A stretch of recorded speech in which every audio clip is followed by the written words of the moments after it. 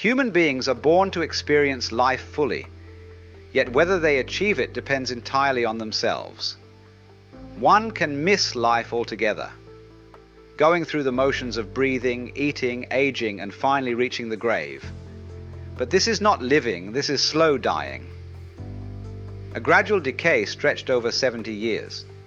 Because millions around you are trapped in this slow death, you too begin to imitate them without question. Children absorb the patterns of those around them, and we are surrounded not by life but by mere survival. So first we must clarify what I mean by living. Life should not simply be a process of growing old. It must be a journey of growing deeper, and these two are profoundly different.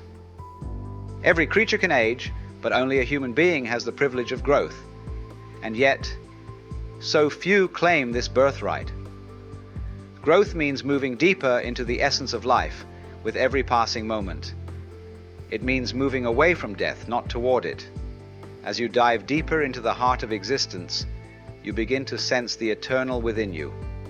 You drift further from the illusion of finality, reaching a point where you see death as nothing but the shedding of old clothes, the changing of forms. Nothing dies, nothing can die. Death is the greatest illusion of all. To understand this, observe the trees. As they rise higher, their roots dig deeper. There is a perfect balance. The greater the height, the deeper the foundation. You will never find a towering tree with shallow roots. Such a thing would collapse under its own weight. In life, growth means digging deeper into your own being. Your roots extend inward, into silence, into truth. For me, the first principle of life is meditation. Everything else is secondary. And childhood is the purest time for this.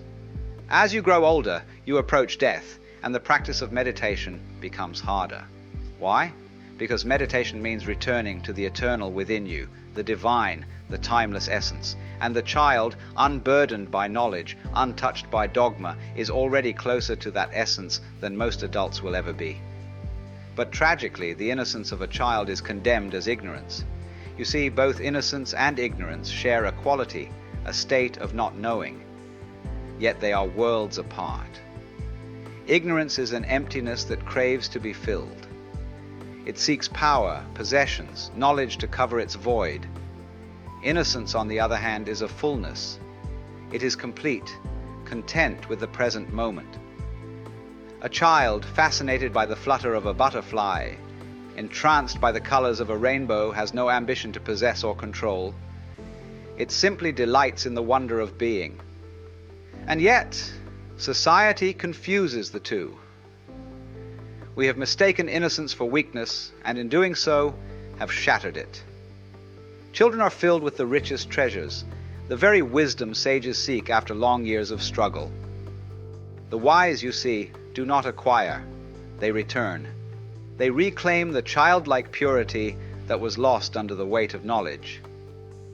In ancient India, the truly enlightened were called Dweej, born twice. Not because they were physically reborn, but because they had rediscovered what was lost, the purity of the first birth, before conditioning had taken hold. And so the first step in the art of living is to reclaim this innocence, to unlearn, cast away borrowed knowledge, scriptures, doctrines, philosophies handed down by parents, teachers, society. Wipe the slate clean, be a child again. And the magic of meditation is precisely this. It is the alchemy that burns away everything you are not, leaving you naked and raw, standing alone in the vast mystery of existence. It strips you bare of every borrowed belief and returns you to yourself, authentic, whole, original.